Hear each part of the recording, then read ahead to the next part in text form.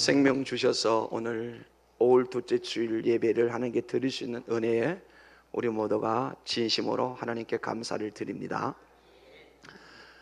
제가 말씀을 드리기 전에 먼저 좀 여러분에게 이해를 좀 시키려고 합니다. 오늘 여러분 주보에 보면은 이렇게 종이가 흰 종이가 있어요. 없는 사람도 있을 텐데 모자라서요.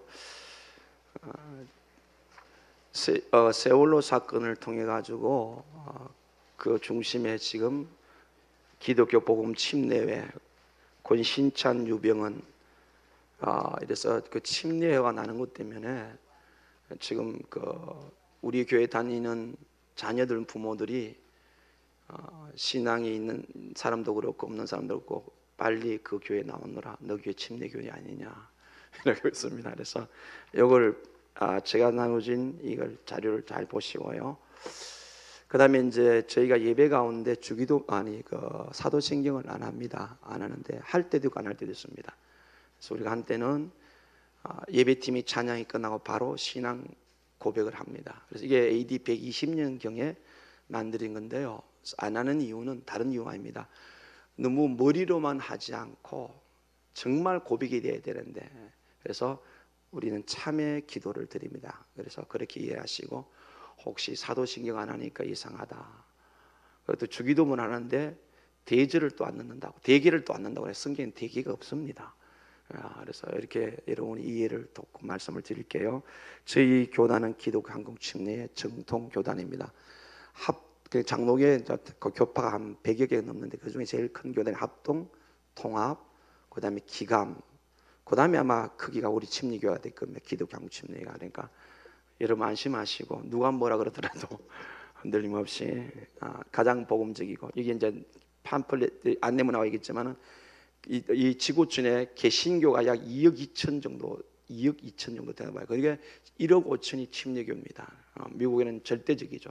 비행기를 타고 뜨면 침례인데, 제가 침례교를 이야기하는 것이 아니고 우리 근자 이런 사건이 우리 교단에 대한 자꾸 시비가 걸리고 모르는 분들이 그렇기 때문에 제가 이제 말씀을 드립니다. 오늘 어버이 주일입니다.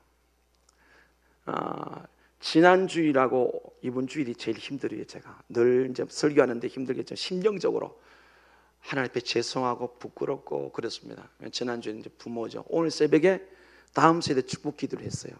우리 부모가 자녀들을 잘 키워야 된다 하는 거였는데, 또 바쁘게 새벽 기도에 전화, 오늘 또 1부 2부 때 또 이제는 부모의 입장에 있어서 자식의 입장에 있어서 부모 효도해야 된다. 저도 헷갈립니다. 새벽에는 부모의 입장에서, 지금 이 시간은 자식 입장에서. 그러나 하나님께서 이런 법을 주실 때에 뜻이 있고요. 이 법을 하나님이 주신 우리 삶의 이 땅에 살아서 우리가 살아가면서 준 위치가 있는데 잘 감당한 복이 되는데요. 오늘은 어버이 주이기 때문에 이런 말이 있습니다. 백리붐이라는 말이 있어요. 이 말은 부모님에게 살밥 지어드리려고 백리를 가서 흰 살밥을 이게 구해 오는데 그걸 귀찮게 여기지 않는다, 그런 뜻이에요. 가난한 시절에는 이 살밥 먹는 자체가 힘들었잖아요, 그렇죠? 그래서 이제 고사성어에 보면 이 부모에 대한 이야기가 참 많이 나오는데, 제가 제일 마음에 이제 이렇게 남아 있는 게 어떤 말씀인가 하면, 살아계실 때 부모님 잘생긴데 그러면 후회하지 않는다 그랬어요. 지금 우리 부모님이 세상을 떠나가면 여러분이 부모님의 관계 속에서 좀 후회가 남지는 않아요? 내가 좀 더 잘할 수 있었으면 좋을 텐데, 그런 생각은 안 들까요? 저도 이제 이만큼 장성해서 이제 어른이 돼서 보니까 제게 두 아들이 있습니다. 27, 30살에 두 아들이 있는데, 그리고 또 84세 된 어머니가 계세요. 지난 주일날 우리 교회에서 애찬식 할 때 어머님이 주일날 우리 교회에 오셔서, 다른 교회 저 멀리 계시는데 오셔가지고 이제 우리가 떡을 이렇게 다 아이들까지 다 애찬식 하는데, 제가 평생에 처음 어머니 입에다가 음식을 넣어 드려봤습니다. 제가 어릴 때는 어머님 아마 많이 넣어줄 것이고, 그리고 이런 말이 있어요. 그 흉년에 그 논에 물 들어가고 자식 입에 밥 들어가시 제일 행복하다 그랬어요. 지금 연세된 부모 지금도 자녀 입에 밥을 넣어주는 그런 마음이, 부모 마음이 아마 세상 끝날 때까지 있을 거예요. 그래서 지난 주일 저녁에 찬식을 하면서 그 어머니 입에 그 백설기를 넣어드리면서 참 기분이 묘했습니다. 물론 당신께서 두 손으로 잡술 수 있겠지만은 그 작은 시간 통해서 내가 부모님을 어떻게 생각하고 어떻게 섬기고 있는가. 그래서 이제 제가 아들로서 어머니 계시고 어머니 중에 내가 아들로서 있고 그다음에 또 제 자식이 있는데 이제 이쯤 되다 보니까 어떤 생각이 들면 어느 날부터인가 조금씩 진짜 조금씩 혹간 그 자녀 아들들로부터 그 효도를 받고 싶은 생각이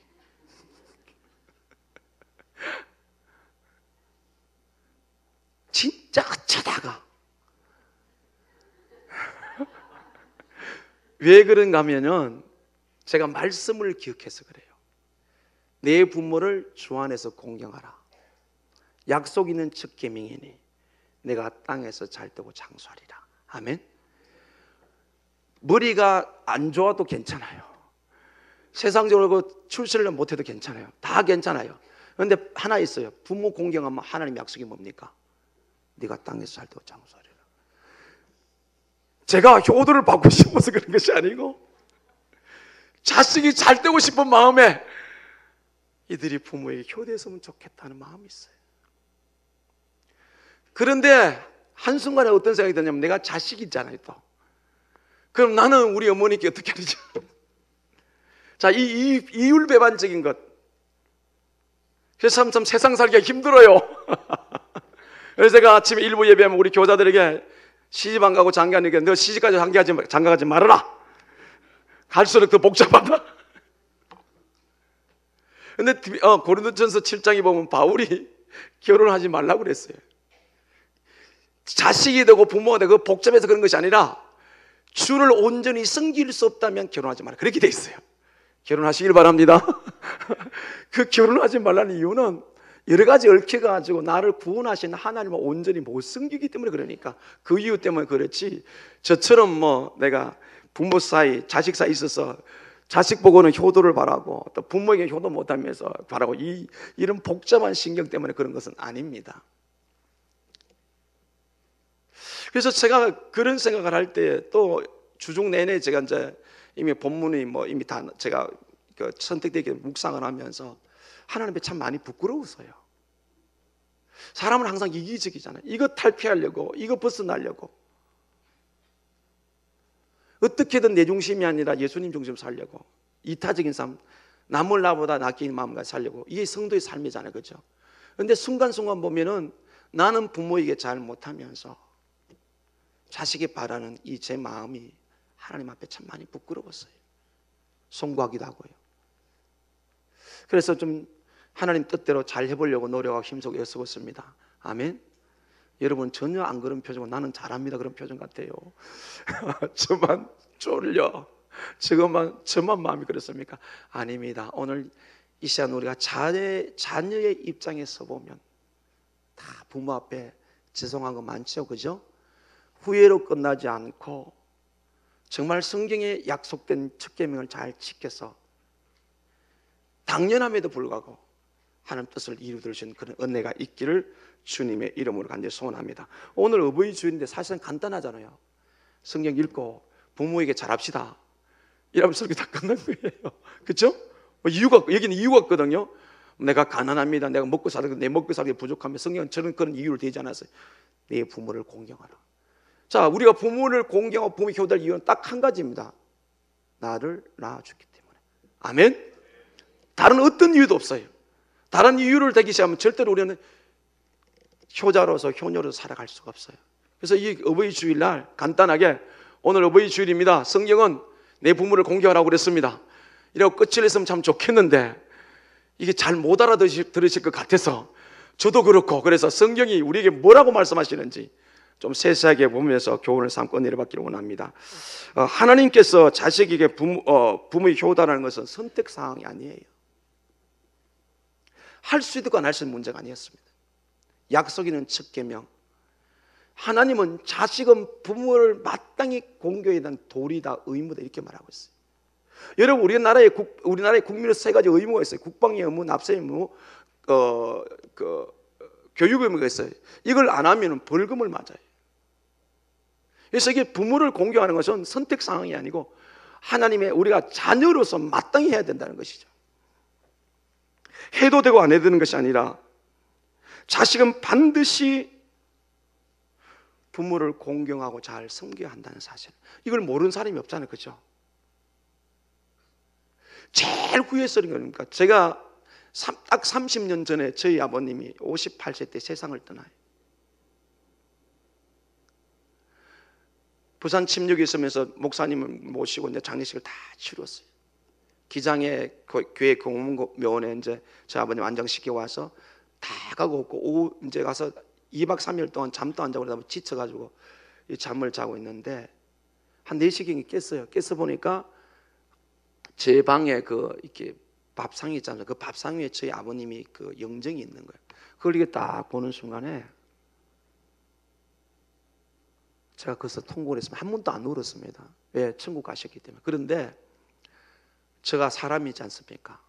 근데 자식의 입장에서 보니까 아버지에게 잘못한 것이 너무 많았어요. 효도를 못했어요. 그래서 그에 확 밀려오는데 다시는 아버지에 대해 할 수 있는 기회가 없다는 생각 앞에 얼마나 많이 울었는지 몰라요. 그러면서 제가 다짐한 것이 있습니다. 우리 어머니에게는 잘해야 되겠다. 잘했을까요? 못했을까요? 웃는 분은 다 이유가 있어요. 제 마음을 알아요. 그렇다 치하고요, 그래도 하나님은 오늘 2014년 5월 11일 어버이 주일날 우리에게 하신 말씀, 내 부모를 공경하라, 잘 섬기라. 아멘. 이유와 어떤 상황을 묻지 않고 네가 자식이기 때문에 부모에게 살아라.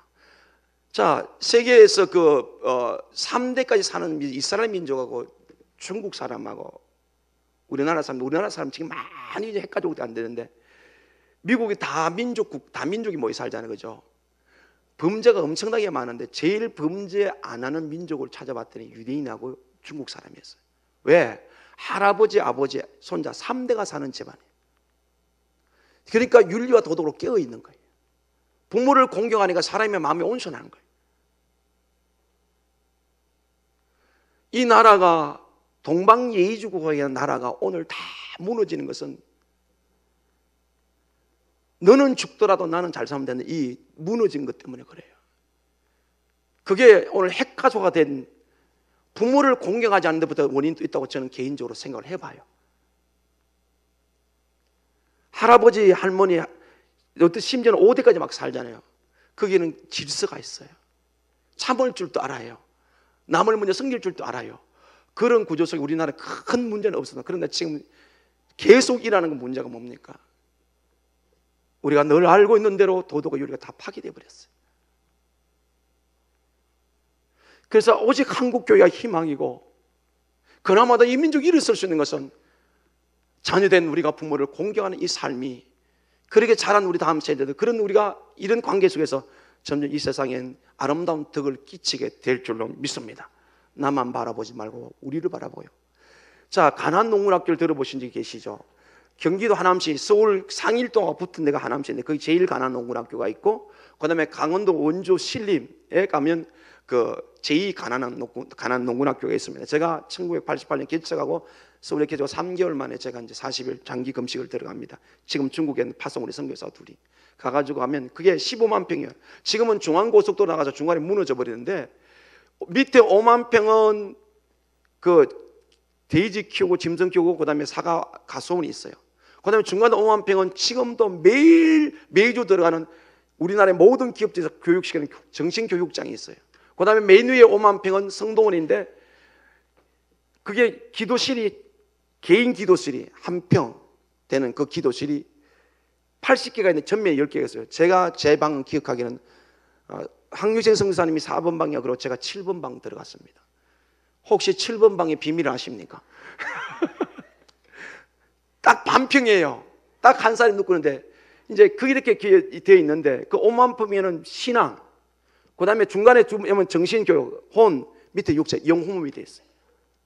거기서 이제 낮에 우리가 이제 기도하다가 지쳐 뭐 힘이 없으니까, 검색 없으니까, 그러면 이제 그 교육 장소가 있는데 보면 나무 그늘 밑에서 이제 김범일 장로님, 그 가난농문학교를 창설하신 김용기 장로님의 둘째 아들이 그 가난농문학교의 제2가난교회 교장님이세요.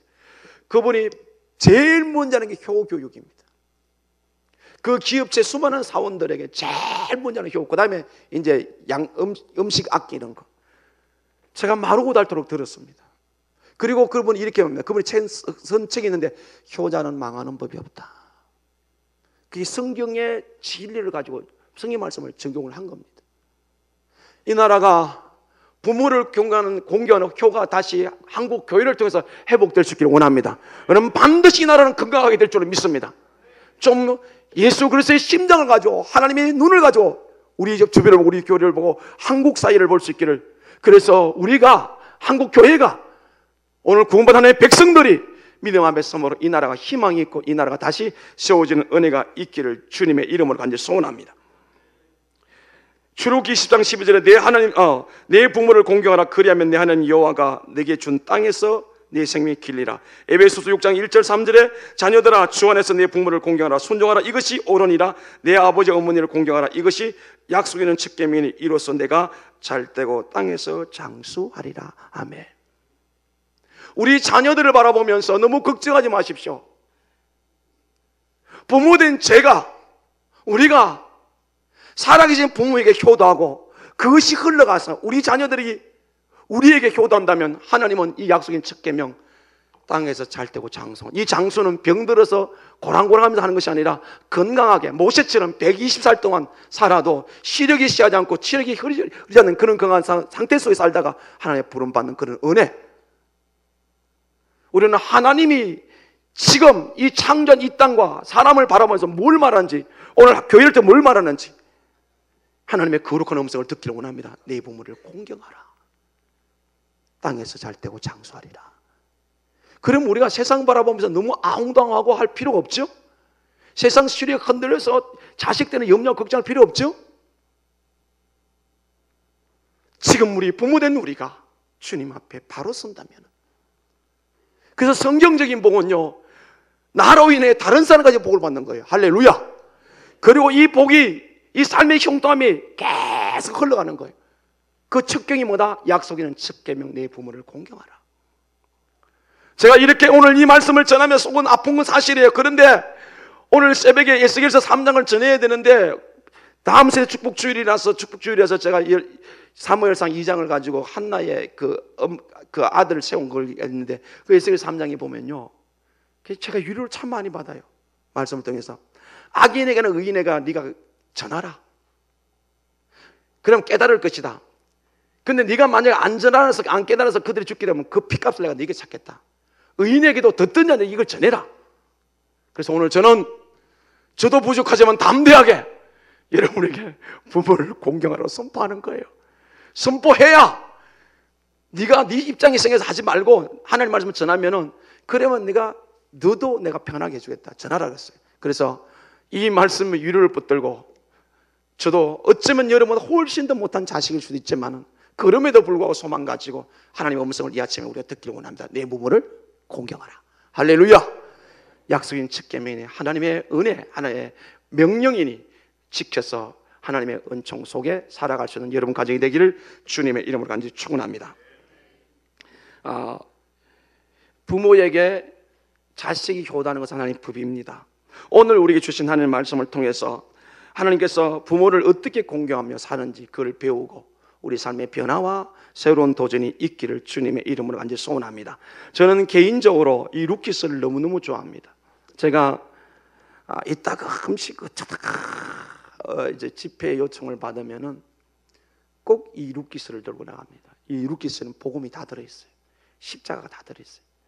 그래서 우리 교회 와서도 제가 초에 아마 이 루키스를 가지고 4장까지 전체를 제가 매주일 설교한 적이 기억이 나는데요.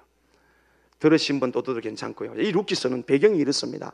앞에 보면 사사기서가 있는데 사사기서 21장 25절에 보면 마지막에 보면 그때 이스라엘 왕이 없으므로 사람이 각기 자기의 소견에 옳은 대로 행하였더라. 아멘. 여기 자기 소견에 옳은 대로 행하였단 말은 하나님과 의논하지 않고 전부 사람이 자기 생각대로 했다는 거예요.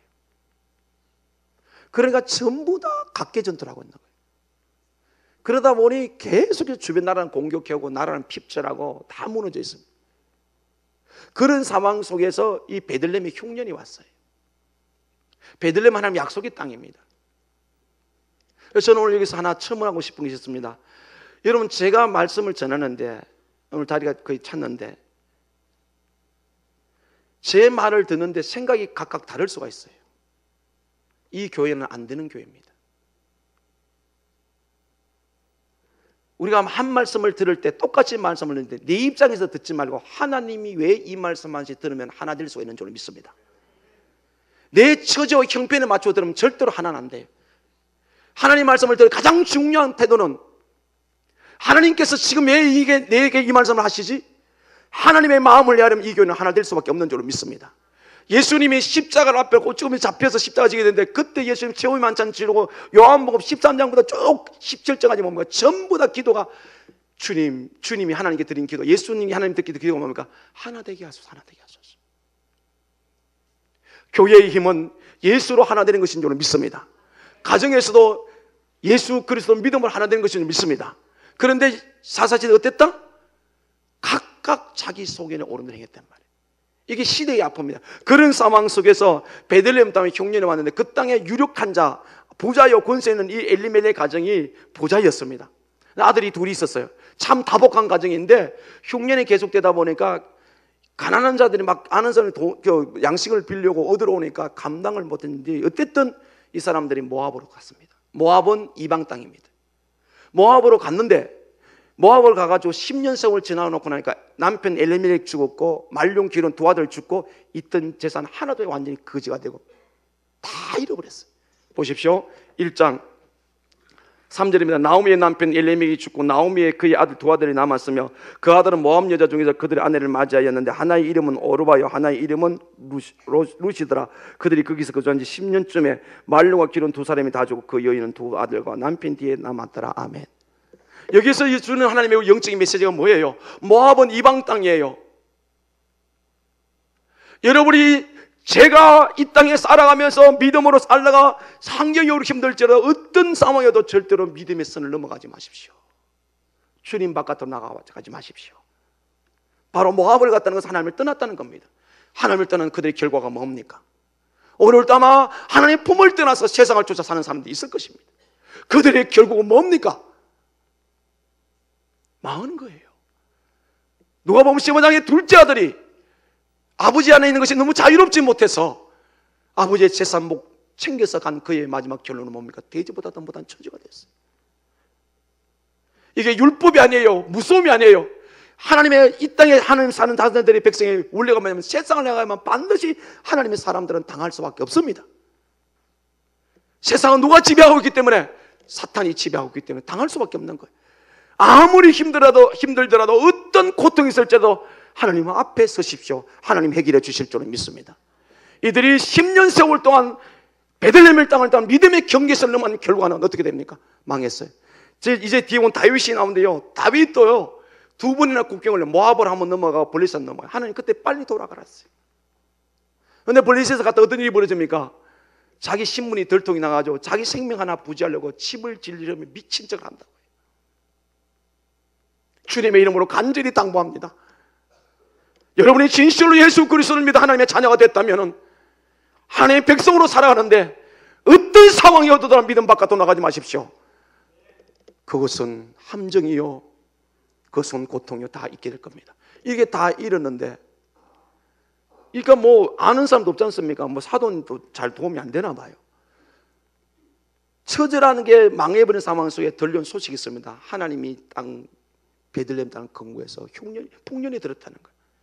이 소식을 들은 나오미가 결정을 합니다. 내가 이 이방 땅에서 사느니 내가 죽더라도 어떤 창피를 당하라도 내가 고향으로 돌아가야지. 하나님께로 돌아가야지. 근데 문제는 남편이 죽은 두 며느리 홀로 된 여인, 이 가부셋이 이제 올라가야 돼요. 죄송합니다. 이해하고 그랬어요. 홀로 된 여인이라고 이렇게 해야 되는데 너무 길어서 가보라고 할게요. 성경도 가보라고 그랬으니까. 예. 이 가부셋이 이제 가는데 나오미가 시어머니라 생각할 때 기가 막힌 거예요. 올라가면 재산이 있습니까? 아무것도 없어요. 그런데 이스라엘에게는 율법에 계대 결혼이 있는데 기대기는 뭐냐면 이 나오미가 다시 시집을 가는 거예요. 시집 가가지고 아이를 낳으면 그 아이가 자라면은 이제 첫째 며느리가 주고 둘째 며느리 시집을 보내야 되는데 그 이야기를 지금 이렇게 합니다. 13절 보세요. 1장 13절, 12절 13절이다. 12절 13절 내 딸들아 되돌아가라. 나는 늙어서는 남편을 두지 못할지라. 가령 내가 소망이 있다고 말하든지 오늘 밤에 남편을 두고 아들을 낳는다 하더라도 너희가 어찌 그들이 자리를 기다리겠으며 어찌 남편이 없이 지내겠다고 결심하겠냐. 내 딸들아 그렇지 아니하라. 여호와의 손이 나를 치셨으므로 나는 너희로 말미암아 더욱 마음이 아프도다 하며. 그래서 내가 지금 늙어서 결혼도 못하고 애기도 못하고 설령 내가 결혼해 애기를 낳는다고 보자. 그럼 그때 키울 때가 언제 기다리겠느냐. 그 너희들은 다 돌아가라 그랬어요. 그러니까 오르바는 한 며느리는 울면서까지 왔다가 결국은 보따리를 챙겨서 자기 고향집으로 자기 백성으로 돌아갑니다. 그런데 이 룻은 끝까지 어머니가 함께 하게 되었습니다. 오늘 여기서 하나님 주신 교훈이 있습니다. 자, 룻의 효도, 오늘 말씀드린 룻의 효도인데요. 룻의 효도에 주시는 교훈은 첫째, 하나님을 믿는 믿음에서 시작한다.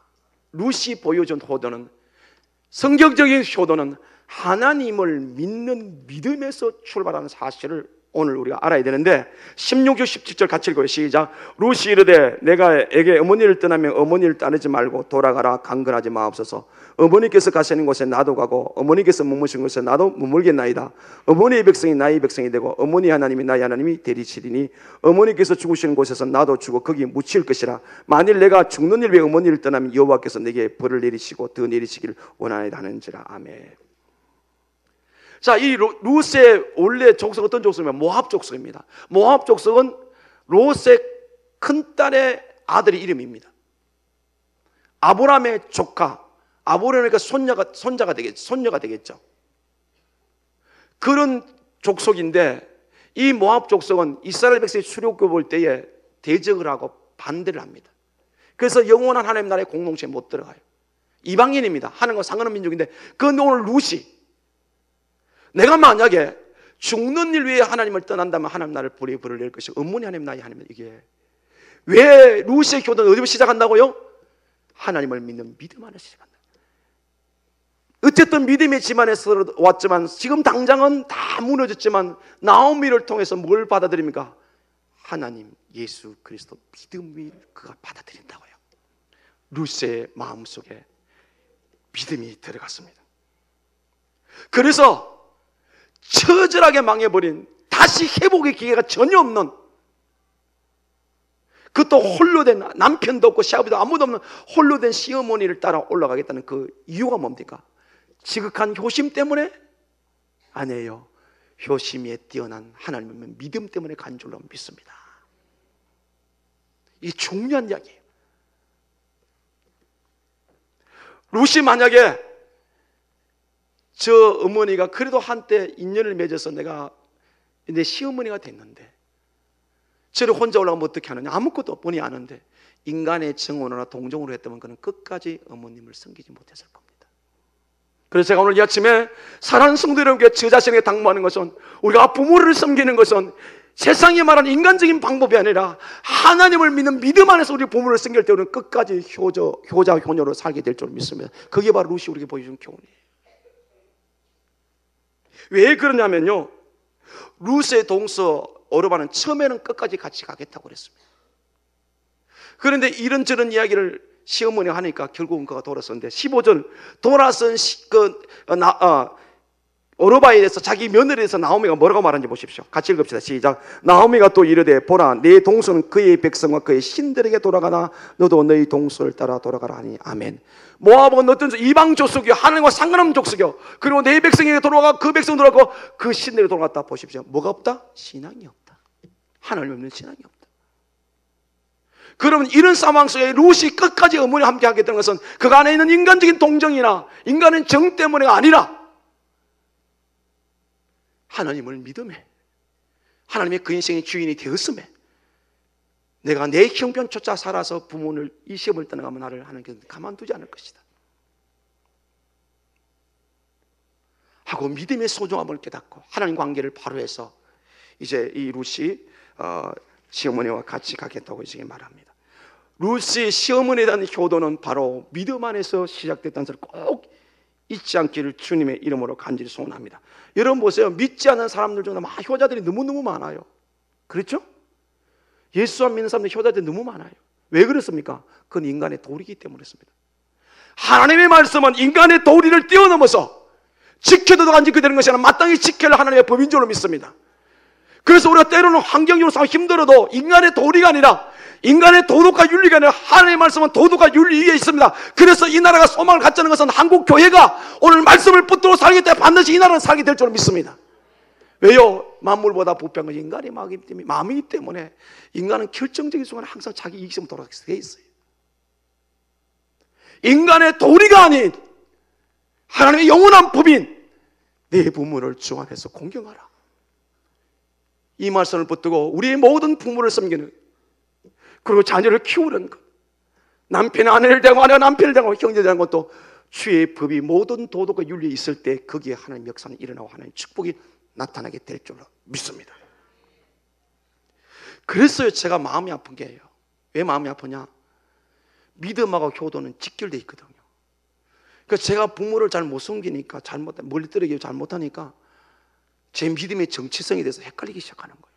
그러나 너무 저를 그렇게 좀 너무 이렇게 측은하게 보지 마십시오. 오늘 본문에 보니 그렇잖아요, 그죠? 룻이 그 형편은 절대 불가능한 어머니를 섬길 수 있는 것은 그건 믿음이었단 말이에요. 그래서 성경은 믿음을 얼마나 강조합니까? 믿는 자에게 능치 못할 일이었다. 믿습니까? 믿음에서 하나님을 깊이 살 수 있다. 믿음이 뭐예요? 하나님께 순종하는 거예요. 우리가 예수 그리스도를 믿는 이 복음, 부활의 신앙이 있다면 그 믿음의 결과는 순종으로 나타나야 될 줄은 믿습니다. 성경은 끊임없이 예수님 당시 그리고 지금도 우리가 네 믿음을 보이라고 그래요. 그게 뭐 삶으로. 그래서 야고보서 기자는 뭐라고 말합니까? 행함이 없는 믿음은 죽은 믿음이다. 그러면서 예수 믿는 자가 분명히 좀 믿습니다. 저는 오늘 떠나 천국 갑니다. 근데 삶 속에서 보니까 그렇게 부모를 공경하는 이런 부분에서 약하더란 말이에요. 그래서 제가 믿음이 너무 적다고 고백을 하는 거예요. 그래서 새벽마다 제가 부르짖기를, 하나님 나에게 믿음 주세요. 믿음 주세요.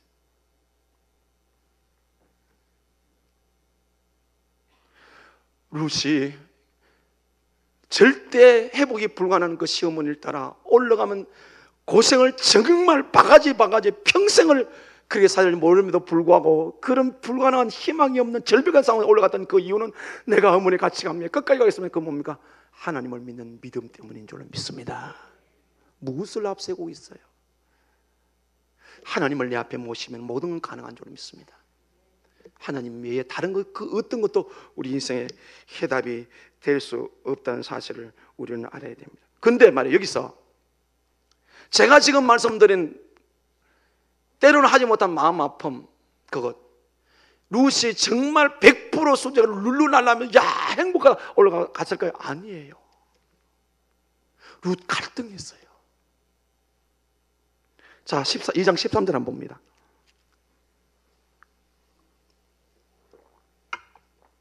(2장 13절) 같이 읽어요. 룻이 이르되 내 주여, 내가 당신에게 은혜 있기를 원하나이다. 나는 당신의 하녀 중에 하나도 갖지 못하나 당신이 이 하녀를 위로하시고 마음을 깊게 하는 말을 하셨나이다 하니라. 아멘. 이게 무슨 사건이냐면, 제가 두 번째 또 말씀드릴 텐데, 아침에 베들레헴에 올라가 아침에 눈을 떠봤더니 집에 식량이 하나도 없는 거예요. 그래가 룻이 이제 시어머니가 이야기를 하고, 어머니 제가 양식 구하러 가겠습니다. 누가 은혜 주면 내가, 그때 이제 아마 추수철이 되는, 그래서 어디서 갔어요. 갔는데 성경 우연이라 그랬어요. 하나님 준비한 그 보아스, 그 베들레헴에서 가장 유력자고 권위있고 정말 멋있는, 이 보아스는 예수 그리스도의 모형이에요. 그 집 밭에 들어가서 이삭을 주게 된 거예요. 이삭을 주는데 이제 보아스가 자기 일꾼들 일을 잘하나 하고 보러 왔는데 그 여인이 안 했는 거예요. 봤더니 이름이 룻이에요. 자, 이미 알고 있었어요. 그래서 그 룻의 행동에 대해서 뭐라고 표현하냐면, 자 10절 11절 한번 봐봐요. 룻이 엎드려 얼굴을 땅에 대고 절하고 그에게 이르되 나는 이방 여인이건 당신이 어찌하여 내게 은혜를 베푸시며 나를 돌보시나 하니, 보아스가 대답하되 내 남편이 죽고 후로 내 시어머니 행한 모든 것을 내 부모와 고국을 떠나 이전에 알지 못한 백성으로 온 일이 내게 분명히 알려졌느니라. 그리고 12절 보세요. 같이 읽어 시작. 여호와께서 내가 행한 일에 보답하기를 원하며 이스라엘 하나님의 여호와께서 그의 날개 아래 보호받으러 온 너에게 온전한 상 주시기를 원하노라 하거늘. 아멘. 룻이 분명히 믿음이 사는 것은 여호와 날개 아래 보호받으러 온 너에게, 그러면서 그렇게 말하는 자기를 받아주고 환대해주는 이 보아스에게 틀어는 심령이면 나는 한여만도 못하다. 그건 지금 자기가 굉장히 어려운 처지에 있다. 그러면서 나를 위로했다. 자기가 보아스만 위로받았다면 자기 마음에 고민과 아픔이 많고 이것들까지 그런 아픔을 갖고 그 다음에 내 마음을 기쁘게 한다. 이 룻의 반응에 보면 그도 일이 올라올 때에, 어머니 올 때 막 갈등하며 올랐는데, 갈등을 하다가 결과적 선택이 뭡니까? 하나님 뜻을 선택했다는 거예요. 이게 너무너무 중요해요. 제가 부족하고 허물 많고 약하며 불구하고 여전히 제가 이 자리에 서는 것은 갈등을 하도 마지막 선택 하나님 뜻을 가자, 그러면 된다, 그 마음 때문에 제가 이 자리에 서 있는 거예요. 여러분, 바울사도요, 로마 7장에 보면요, 하나님 보고 제 입에 다툴 때 얼마나 이게 갈등을 많이 했는지 내가 죽을 것만 같다 이런 표현을 써요.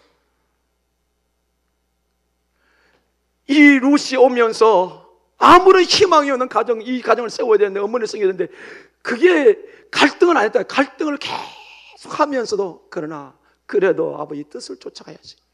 여러분, 그런 경험이 많지 않아요? 새벽을 깨고 또 하나 내가 하나님의 자녀가 되게 예수를 구주로 영접했기 때문에 성도의 의문 11조를 하라고 명령을 들었을 때 갈등하잖아요. 여러분, 갈등 하지 마시고, 갈등으로 끝내지 마시고 하나님 법에 순종해야 하나님이 사흘 것 채워주실 줄 믿습니다. 맨날 물으면 아직도 갈등하고 있어요. 그럼 언제 하나님 복을 받겠어요? 갈등은 갈등으로 끝내시고 하나님 뜻을 선택하기를 원합니다. 룻이 올라올 때 얼마나 많이 힘들었을까요? 성경은 이 장면을 계속해서 보여주고 있어요. 여러분, 창세기 22장에 100세 난 아들이 장성했어요. 청년에 재산 물려주고 유산 상속하고 다 하려고 그때 하나님이 아브라함을 불러가지고 네 아들 잡아 바치라. 3일 동안 갈 때 아내에게도 이야기 안 하고 간 그 아브라함이 자기 아들을 손잡고 그 모리아산에 그가 갈등했을까 안 했을까요? 안 하면 그는 신이에요. 사람이기 때문에 갈등을 할 수밖에 없는 거예요. 갈등하면 결과적으로 어떻게 합니까? 아들을 꽁꽁 묶어서 잡아 죽이려 할 때 그때 하나님의 사자가 급히 부르면서 아브라함 내가 너를 사랑한 줄 안다. 이제 내가 나를 경외한 줄 안다면서 그것도 막습니다. 근데 히브리서 11장에 보면 아브라함이 어떤 마음으로 바쳤습니까? 하나님은 죽은 자 가운데 다시 살리는 약속을 믿었다고 그랬어요. 그가 갈등을 안 한 게 아니에요. 마지막 선택은 하나님의 말씀이었다고요. 오늘 착각하지 마세요. 특별한 사람이 있다, 목사기 때문에, 장로기 때문에 저는 그래서 아니에요. 중요한 건 그렇습니다.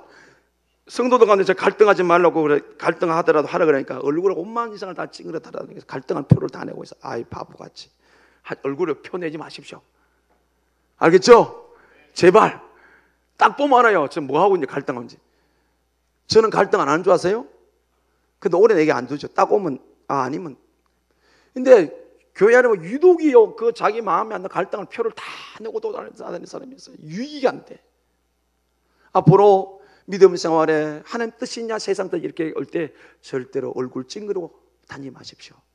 왜 세상 사람들 예수 믿는 사람 보고 당신 얼굴이 다르다고요? 갈등, 고민이 없어서, 걱정이 없어서 그게 아니에요. 고민, 걱정이 왜 없어요?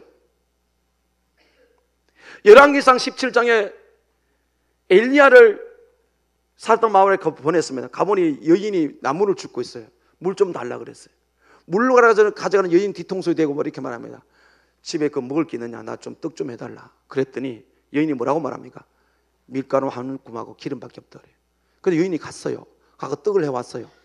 정말 3년 반 동안 그 흉년 속에서 풍부적 살았어요. 근데 아들이 죽었어요. 아들이 죽었는데 하나님 오늘 엘리야가 기도 아들을 살렸었어요. 그 열왕기상 17장 마지막 절에 뭐라고 말합니까? 이제야 당신의 말이 하나님 말씀 알겠다. 그 말은 그동안 뭐요? 갈등했다 안 했다? 갈등했다는 거야. 갈등하면서 선택은 어떻게 했다? 하나님 말씀에 순종했다는 거예요. 할렐루야. 갈등을 합리화는 할 수는 없지만 갈등을 하되 고민을 하되 죽을 것만 같은데도 그러나 마지막 내가 최종 선택은 하나님 뜻을 선택해야 된다. 지금 오늘 룻이 그랬다는 거예요. 우리가 북문을 쓰는데 환경도 어려움도 많잖아요. 나도 자식 키워야 되고 살 때도 많고 물질도 필요하고 있는데 그러나 고민하다가도 결국 기도해서 선택은 하나님 편이 되고 하나님 법이 될 수 있게 주님을 간절히 소원합니다. 여기 안에 기적과 능력이 나타나게 될 줄 믿습니다. 사람만 그랬나요? 예수님 보세요. 마태복음 26장에 예수님이 이제 겟세마네 동산에 기도하러 가면서 사랑하는 가장 마음을 잘 알 것 같은 제자 3명을 데려옵니다. 야고보, 요한, 베드로. 가면서 예수님 뭐라고 말합니까? 내가 심히 고민하여 슬퍼 죽게 되었다. 뭐 때문에? 죄 없는 예수님이 죄 있는 저를 위해서 그 십자가의 고통이 너무 크니까. 그래서 기도가 뭡니까? 하나님 말씀하시면 이거 이 십자가 안 지면 안 됩니까? 내 뜻대로 맙시고. 그 기도가 3번에 1시간씩 3번을 한다고. 그러나 결과적으로 어느 것을 선택합니까? 하나님 뜻을 선택했다고요. 사랑하는 성도 여러분, 광고하지 마십시오. 잊지 마십시오. 우리 안에 옛사람이 있습니다. 편안한 것 좋아하고 내가 잘 되는 걸 좋아하는데 때는 하나님께 헌신과 희생을 요구할 때 이 하나님의 거룩한 도전 앞에서 갈등하다 고민하다 예수님처럼 죽을 만큼 고민하다도 마지막 선택은 하나님의 말씀이 될 수 있기를 주님의 이름으로 간절히 축원합니다. 여기에 하나님의 위대한 은혜는 임하게 될 줄 믿습니다. 갈등으로 끝내지 마십시오. 그게 바로 룻이 믿음으로 그 효도를 시작했다는 증거. 오늘 그리고 얼마나 갈등하고 고민하다가 결국은 세상을 쫓아 예수님을 쫓아 자기가 세상 자기 선택으로 가고 말았어요. 영혼의 역사 속에 지워지는 사람, 그 사람을 아무나 알 수 없죠. 왜? 그 속성이 우리 안에 다 있으니까.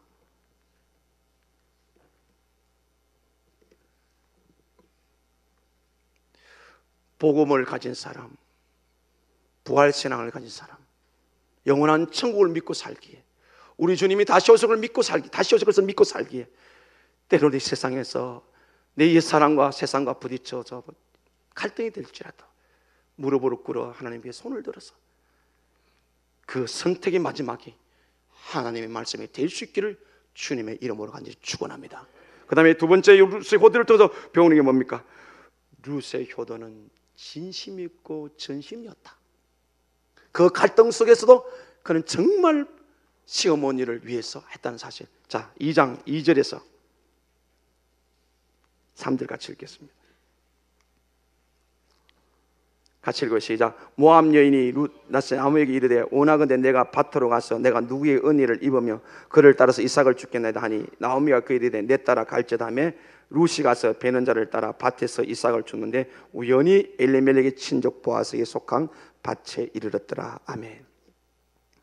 앞에 19절에서 20절까지 봅니다. 19절 20절 같이 읽어요. 시작. 이에 그 두 사람이 베들레헴까지 갔더라. 베들레헴에 이를 때 온 성이 그들로 말미암아 떠들며 이르기를 이가 나오미냐 하는지라. 나오미가 그들이 이르되 나를 나오미라 부르지 말고 나를 마라라 부르라. 이는 전능자가 나를 심히 괴롭게 하셨습니다. 아멘. 다 잃어버리고 너무나 처참한 신세로 돌아오는 그 나오미를 보고 온 성 베들레헴 전체가 떠들면 저가 나오미가 아니냐. 그렇게 부자로 덩글덩글이 살더니 남편 아들 둘 다 잃고 재산 다 잃고 저게 나오미 아니야. 떠들었다 그랬어요. 이 떠드는 것은 긍정적인 반응이 아니에요. 쉽게 말하면 쫄딱 망했네, 지 혼자 살려고 하더니 저는 망했네, 그런 뜻이에요. 그래서 그 말을 들은 나오미가 고백을 합니다. 나를 나오미라 부르지 말아라. 말하라 불러라. 나는 쓰다. 이런 마음을 가진 이 나오미가 하룻밤을 자고 나니 먹을 게 없어요. 자, 진심어린 효도, 끝까지 가신 효도는 이 나오미가 어머니 입장에 섰다는 거예요. 진정한 효도는, 하나님의 뜻의 효도는 내가 부모 입장에 서는 거예요.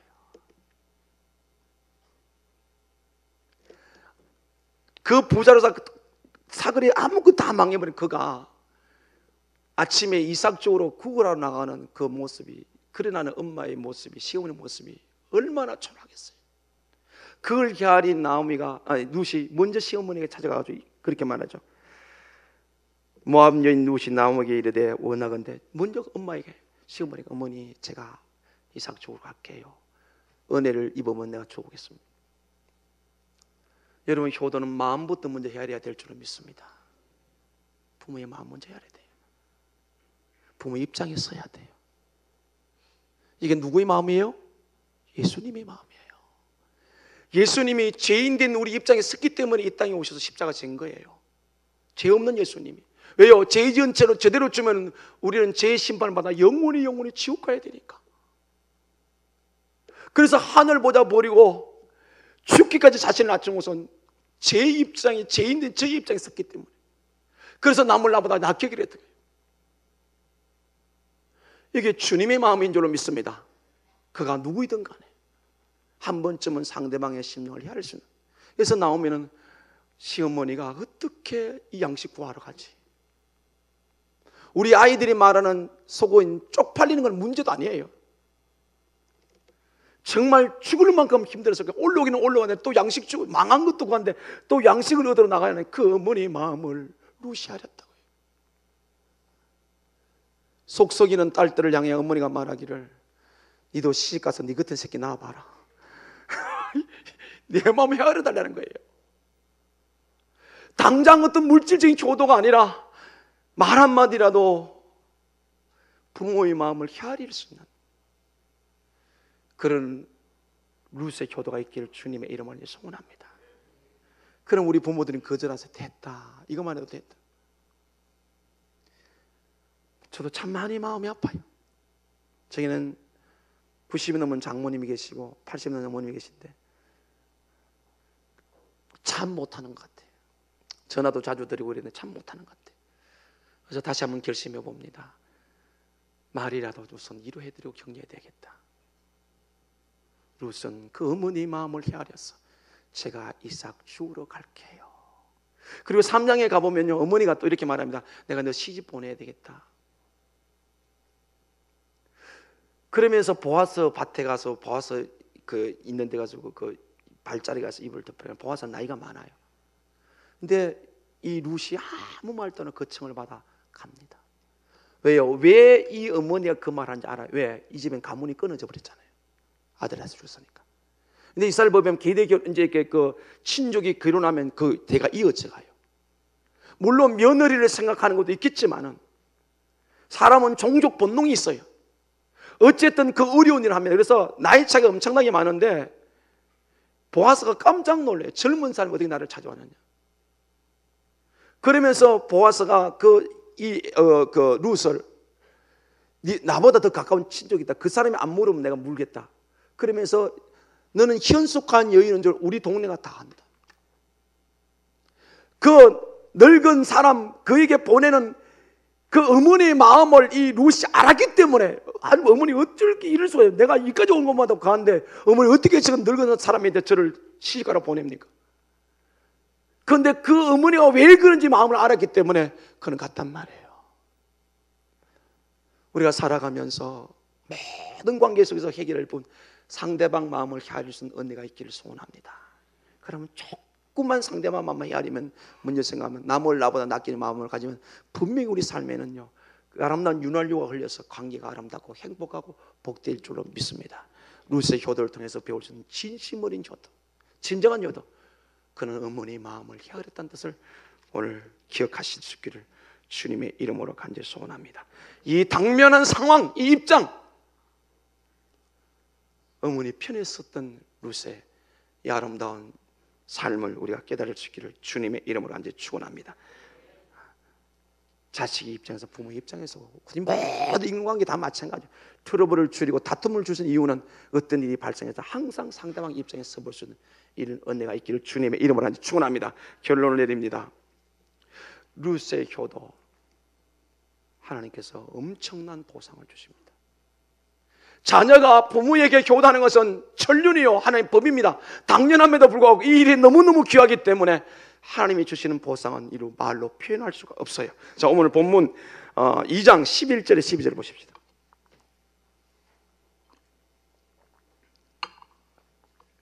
11절 12절 같이 읽어 시작. 보아스가 그에게 대답하여 이르되 내 남편이 죽은 후로 내가 시어머니에 행한 모든 것과 내 부모와 고국을 떠나 전에 알지 못한 백성에로 온 일이 내게 분명히 알려졌느니라. 여호와께서 너가 행한 일에 보답하시기를 원하며 이스라엘 하나님 여호와께서 그의 날개 아래 보화로 받은 너에게 온전한 상 주시기를 원하노라 하는지라. 아멘. 이 온전한 상이 뭡니까? 하나님의 보호가 뭐였습니까?